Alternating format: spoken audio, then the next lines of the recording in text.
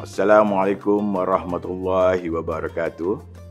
Saya ingin berkongsi sebuah hadis berkenaan jarak masa antara waktu sahur dan subuh.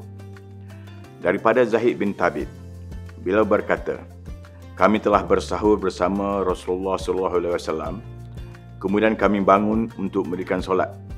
Aku pun bertanya, berapakah jarak iaitu masa antara keduanya, azan dan sahur? Maka baginda sallallahu alaihi wasallam menjawab, sekadar bacaan 50 ayat.